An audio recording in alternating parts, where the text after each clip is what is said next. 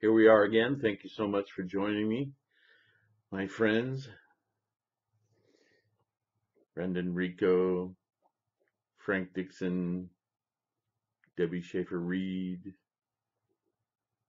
Christopher Murray, all of you out there. Thank you so much. Today, we're going into chapter 13. We're almost halfway through. So I think I might pile on when we're done with this one, and might actually do chapter 14 today, just to complete the first half of the Lotus Sutra. If you'll notice, now 13 is encouragement to uphold the sutra. Just want to make a couple of quick comments before we start. I want to check the title translation of the 19th century. Peaceful life. Interesting. I think that H. Kern's translation, yeah, I was right, only has 27 chapters. The 12th chapter was actually added a little later than the translation that Mr. Kern was working with. So there might be some dissonance now in the chapter titles and so forth. I'll have to be careful when talking about that. Teacher of the Law, David Dada.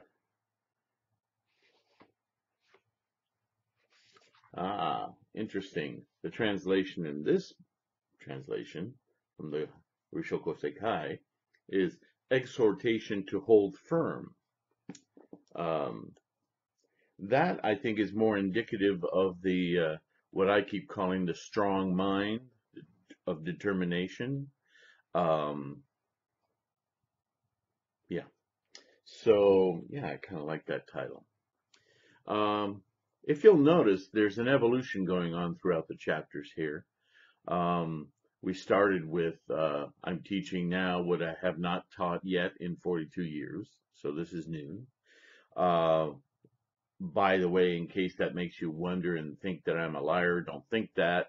What I have taught for 42 years has been the truth. It's just been through skillful means, analogies and that sort of thing, so that you could grow your capacity in mind to accept and understand what the points I'm getting to. And now, finally, I'm going to give you that completely.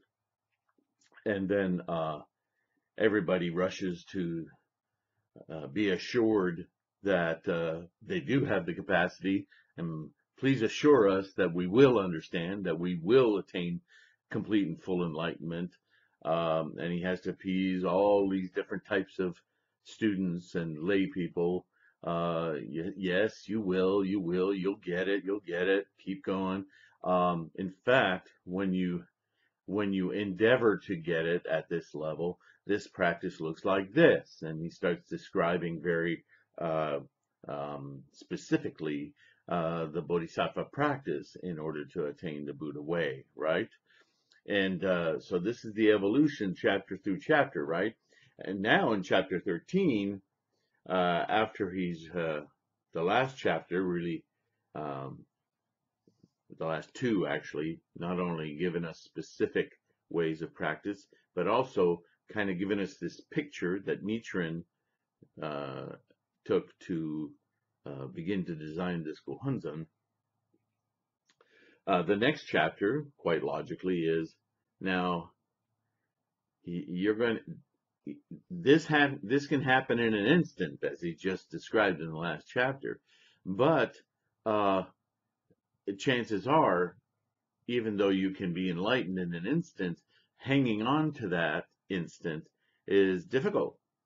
It's arduous. To be completely fully enlightened is to get there to the Buddha mind and stay there. That's much more difficult, being as we are samsaric beings. We are in a samsaric conditioned mind. And so you have to make daily effort to combat the elusive delusional mind to stay in the Buddha mind and recognize where you are until that day when you finally completely detach and let go. And that doesn't have to involve death, as the Hinayanists would believe. Um, that's also an attachment to the body. So to think that to leave the body is to attain enlightenment is profound attachment to this body. So that doesn't mean that you have to leave this body in order to be enlightened. You have to leave the attachment to this body in order to then release this body from controlling your mind. The ego, everything having to do with duality, you have to let go. The irony is that you're existing in your Buddha mind while you're still within this conditioned duality. So that's very difficult. It's difficult to put into words. It's difficult to understand. It's difficult to teach. Certainly difficult to learn. So the very next chapter after he describes all of this is he realizes that we're going to be struggling with this duality. So this next chapter, very critical, is the exhortation to hold firm, or the encouragement to uphold the sutra, the teaching that he's given us. So with that in mind, let's jump right in. Oh, and Daimoku Sancho before we start, so we can get on the same wavelength, right? Wake up that Buddha mind. Almost forgot. Ouch. Namu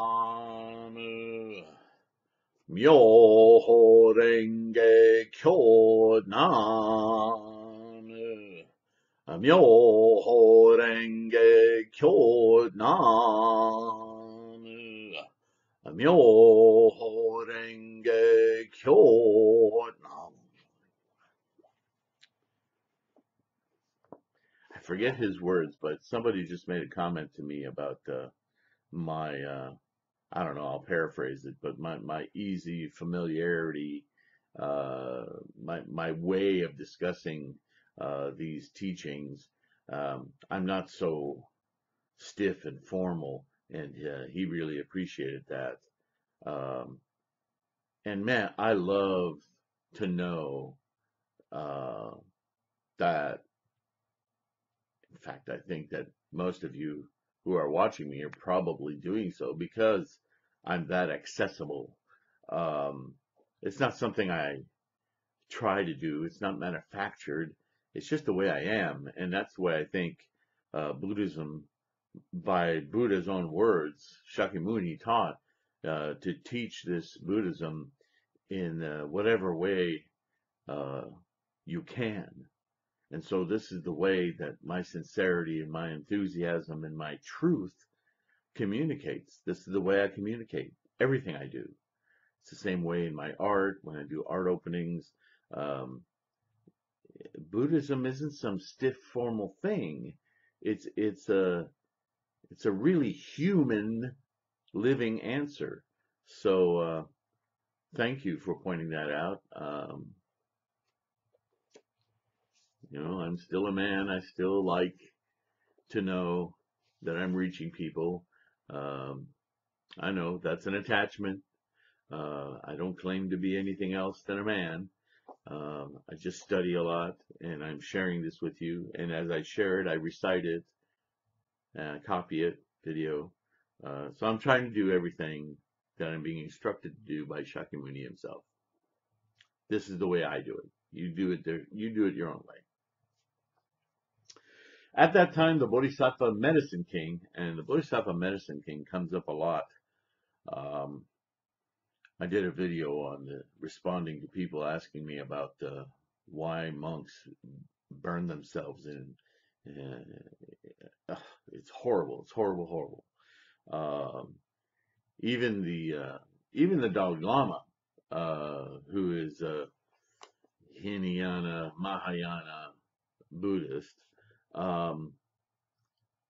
even he is troubled by it. I shouldn't say even he, but what I mean to say is that he's not.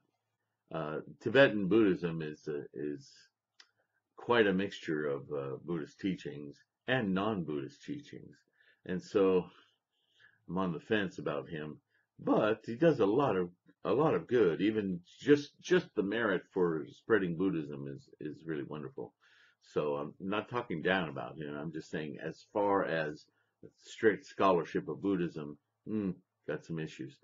But so you would think that he might forgive that long tradition of monks burning themselves to death to leave this body. But what does that sound like? It's Hinayana, right? It also goes totally against Shakyamuni's own words. But Medicine King, the reason I brought that up is because there's a whole chapter about the Medicine King doing this exact thing. And this is the chapter, not this one, but the one on the another one on the Medicine King, that is invoked by those mainly Chinese, but it's no longer Chinese. It's become solely the providence of Theravada and Hinayana Buddhists in Vietnam and um, what is it, Burma, Sri Lanka, that area of the world. And that's the chapter they invoke. They fail to read the whole chapter because right after all that hyperbole about the Medicine King, Shakyamuni immediately says, but rather than do all that, simply embrace, read, recite even one phrase, one word. You've already heard this. So it's like, what happened? It's really confusing. So anyway, I only brought it up because Bodhisattva Medicine King comes up as an exemplar in many different ways throughout the sutra. Anyway, the great one. And the Bodhisattva Great Delight in Preaching, the great one, with their following of 20,000 Bodhisattvas, all in the presence of the Buddha, made a vow saying, quote, "We beg you, world-honored one, do not worry. After the extinction of the Buddha, we will honor and embrace, read and recite and teach this sutra. In the evil age to come, living beings will have fewer and fewer good roots, while their utter arrogance will increase. Their desire for profitable offerings will grow, increasing their roots that are not good, taking them further from liberation. Though it may be difficult to teach and transform them, we will have the strength of great patience and will read and recite this sutra, embrace, teach, and copy it, and make all kinds of offering to it, without sparing our bodies or lives." It's interesting. I was just in response to another comment that I got. Somebody was troubled by on my website. I had listed Gokuyo for Gangyo and chanting practice and teaching. I don't know what it is, $12, $2, whatever. And I'll just say it here in this video very quickly.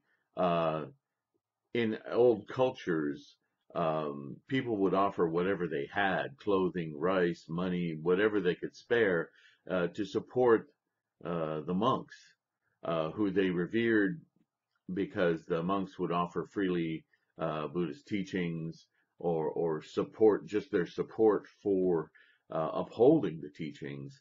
Not everybody has money or wealth to support them. Some of them had enough wealth to build the entire temple or monastery. But the people in general in the population, people who were having a hard time, took some part of whatever they had to help support the monks' study, and what they got out of it was the upholding and the correctness of the ancestry of the teachings and their opportunity to communicate with the Buddhist teachings through a venerated society that existed solely for the purpose of doing that. It was just part of the culture, part of the society.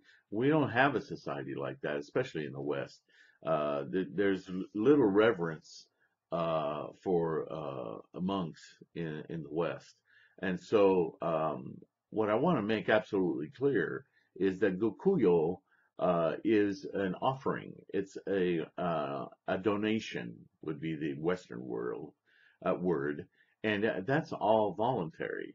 But modern people, we need to be reminded that though we may have access to a lot of free knowledge, um, there's some, it's incumbent upon us that if we can, if it's possible, that we should support the people who provide that free information, so that we can continue to have it. I mean, after all, whether it's Wikipedia or um, or woodworkers or craftspeople or teachers, monks certainly, where you get a lot of your information and become actually dependent on that information. When you can, it's just a respectful, it's incumbent upon you to make sure that they can eat, that they have some kind of support. So I'm not admonishing anyone here. I just want you to understand, when I put a dollar value to something, it isn't because I'm charging anyone. There's no fee for what I'm teaching you. These videos are free. Of course, on Patreon, you have an opportunity to help support my doing this. And I will continue to put them on YouTube, even though YouTube does not monetize me. They certainly use me in order to put their commercials out there for you, but I don't get anything out of it. And so I had to do something. So on Patreon, there's an opportunity for you to help support me continuing to do this. So that's all that is. It's a suggested donation. You can give more, you can give less, you can give nothing. If you don't have it, I don't want it. But if you can, abundant appreciation. I will always say that. So thank you very much. As I say, even just watching these videos is, or reading what I write is tremendous support. So I appreciate it. All right, enough on that. Then the 500 arhats in the assembly who had been assured of becoming Buddhas said to the Buddha, "World-honored one, we also vow to teach this sutra everywhere in different lands." There were also 8,000 people, both in training and trained, who already had been assured. Rising from their seats and putting their palms together, facing the Buddha, they made a vow saying, "World-honored one, we also will teach this sutra everywhere throughout the other lands." Why?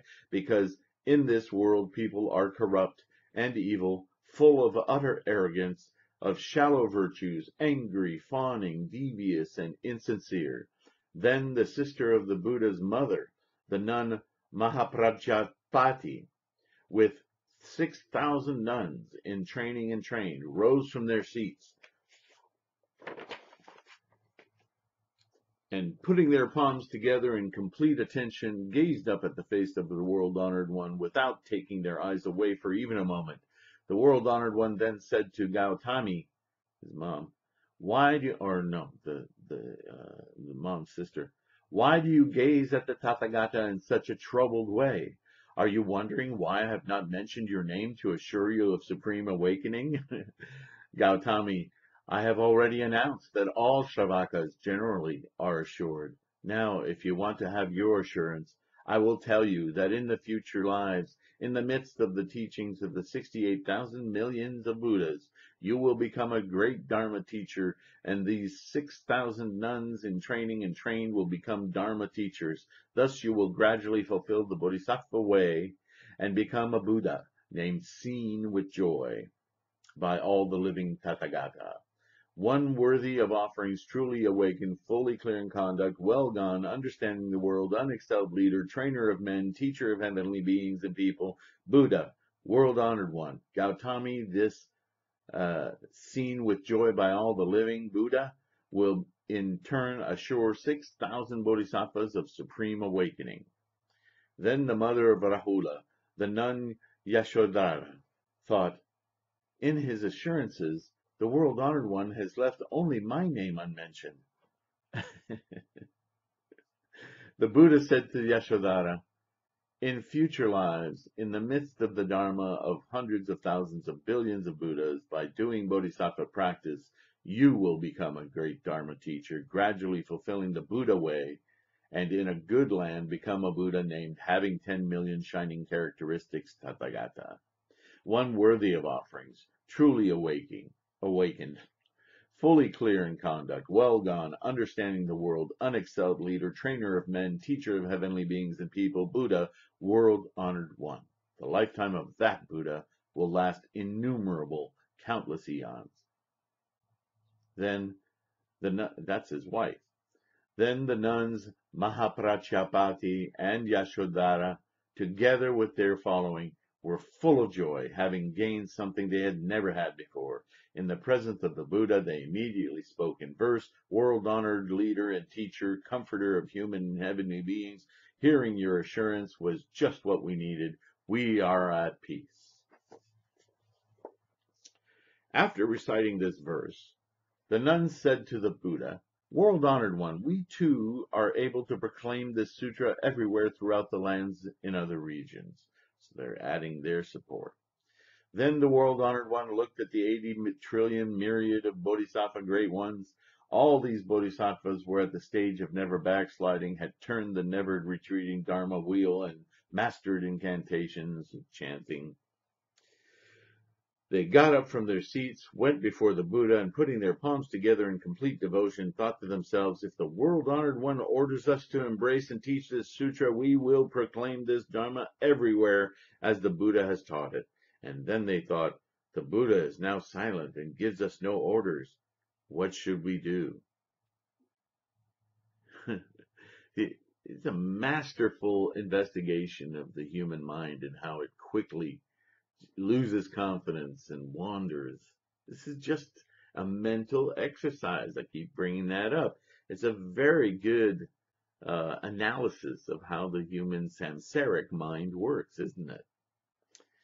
Respectfully obeying the Buddha's will and themselves wanting to fulfill their original vows, these bodhisattvas raised a lion's roar.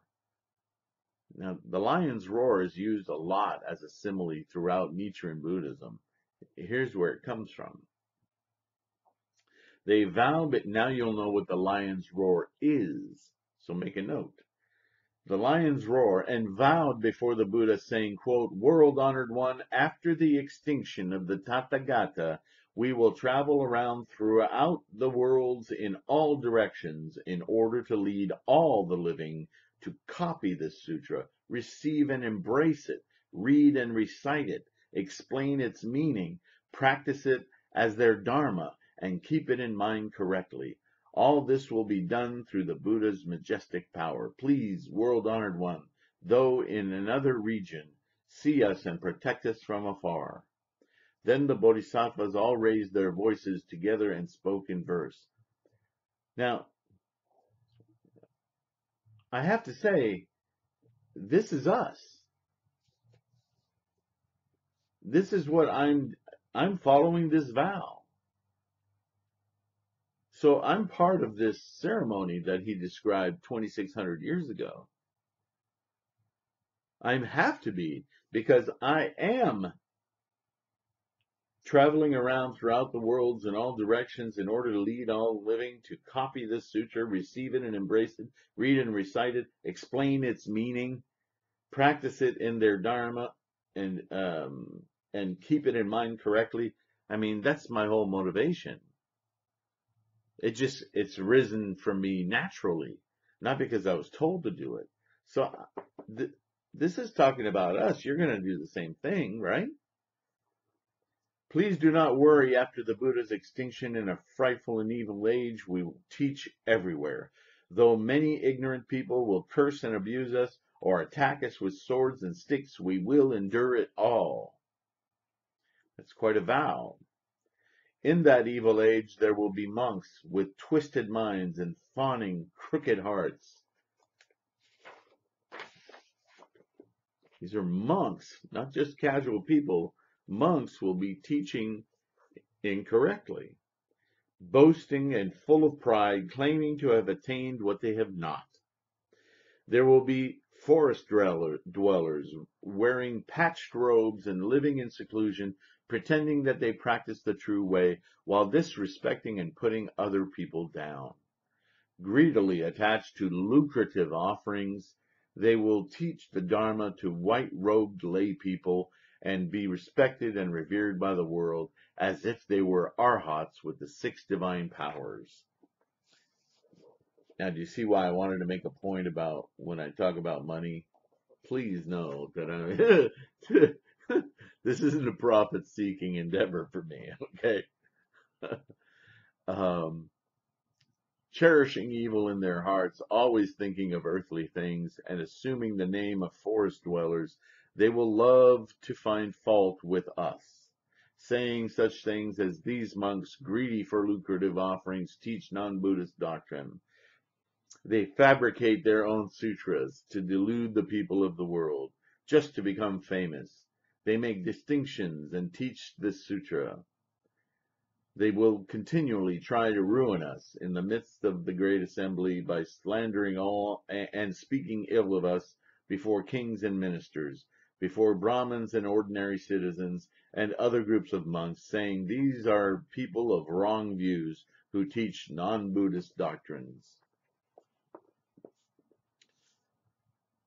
And you might accuse me because of what I just said of the Dalai Lama of speaking non-Buddhist doctrines. But the truth is reincarnation is a Hindu doctrine, not a Buddhist doctrine. So I'm speaking fact. Look it up. Study it, please. Don't be fooled. But out of reverence for the Buddha, we will endure all these evils, even when spoken to contemptuously with phrases such as, all of you no doubt are Buddhas. Even such scorn and arrogance we will patiently endure, all such arrogant and contemptuous words.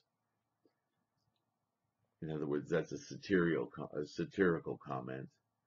Kind of like you can compare it to the attack on intellectualism in the world today, especially in the West. Somehow, since the 60s, people who are thinkers, people who are seekers, people who study the human condition, who have questions, who postulate answers, I consider myself one of those. I'm sure that you are.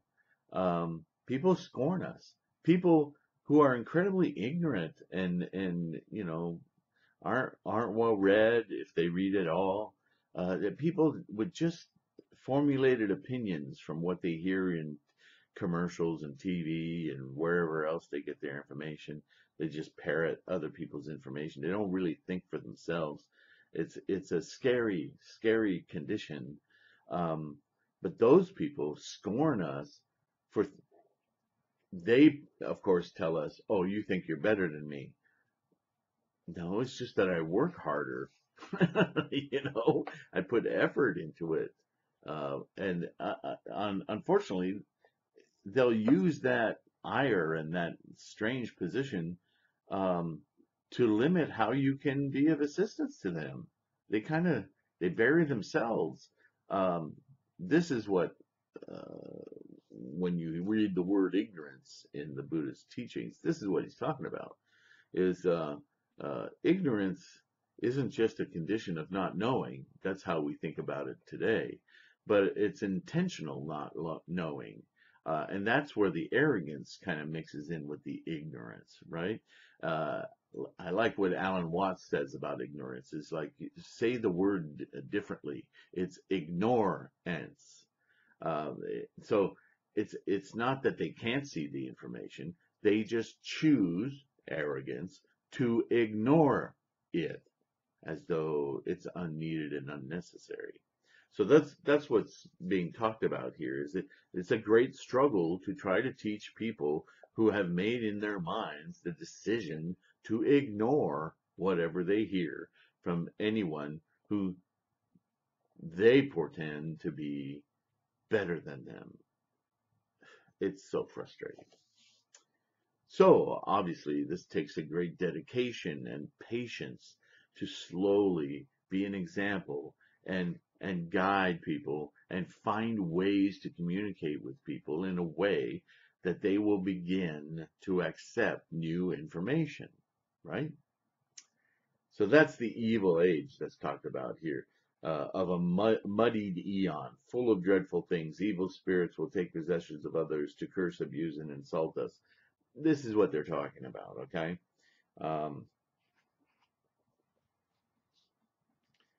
Oh, exactly as I was just saying, how the Dharma is taught in accord with what is appropriate will frown upon and abuse us repeatedly. We will be driven out, exiled. That exactly happened actually in India.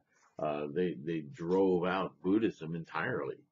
The place where Shakyamuni was born and where Buddhism flourished first, um, was driven out of the country, different parts at first, and then the entire country.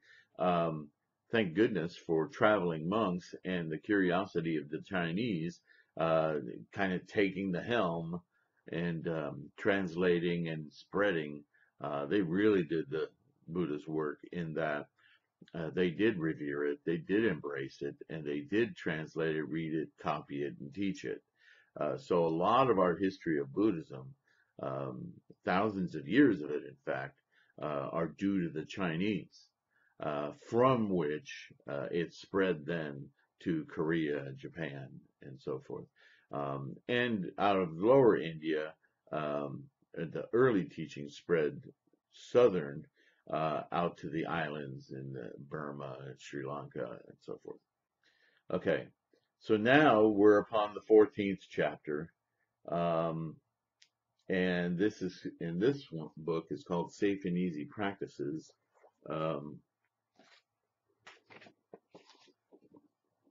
so why was this called 13th chapter called um, holding firm and having faith? It's really the holding firm part, the exhortation to hold firm and to stay the course is really a commitment from us, the monks. It wasn't so much an instruction as a commitment. Of course, because this, as I said, this is a ceremony in the sky. This whole ceremony is an exercise and given to us by Shakyamuni. Uh, Obviously, it is a teaching. It is an exhortation, right? And here it's the next chapter called The Happy Life. Um, so that's where Kern jumps to. He skips that other one, Peaceful Life. Yeah, it's like The Happy Life. Okay. Exertion. So, right. So, exertion. The last two chapters have been about that. And the commitment then to you notice the word overcome isn't used. In the West, we use that word a lot. We'll overcome this resistance. Um, Buddhism isn't like that. Buddhism says, I don't need to overcome it. I need to wait it out. It's a very different perspective on obstacles. Instead of coming to arms and getting tough and overcoming, and I realize you can say overcoming is also a great deal of patience, but that translation isn't really used a whole lot, especially currently in our societies. Everything's about military might, right? Brutal force, dictatorship, authoritarianism. If you're not the authority telling people what to do, you're the people who are waiting to be told what to do. Both sides are authoritarian, okay? So the Buddhist way is more like witnessing, being a great observer, and seeing the resistance and saying, okay, well, all the energy that resistance is taking up, I'm just going to let it go by. It's kind of a soft way of resistance. It says all of this negativity, I'm just going to let it expire of its own demise, its own dissipation, until slowly, like waves ebbing at the shore, I'm going to create a beach and take away some of that negativity and restore these constant waves of refreshing water and life. And I'm going to let this negativity flow over me, not affect me, until finally it responds to my constant lapping of gentle waves against the shore. It's a very different way to deal with negativity and resistance, isn't it? It's a soft resistance rather than a brutal force. Okay, so this is the resilient, this is the strong mind, this is the determination of Buddhism. I hope that makes sense. Um, I think I'll close on that, and we'll move on to chapter 14, at which point we will have reached the midpoint of the Lotus Sutra. Things start to shift. So this is why I started this chapter by talking about pay attention to the evolution of these chapters and how step by step he's moving us toward something new. A lot of stuff new already, but now we've made a commitment. So what's going to happen with that? Here we go. Nam Myoho Renge Kyo Nam Myoho Renge Kyo Nam Myoho Renge Kyo Nam. Again, love and respect. Appreciate you so much. Take care until chapter 14. Toodaloo.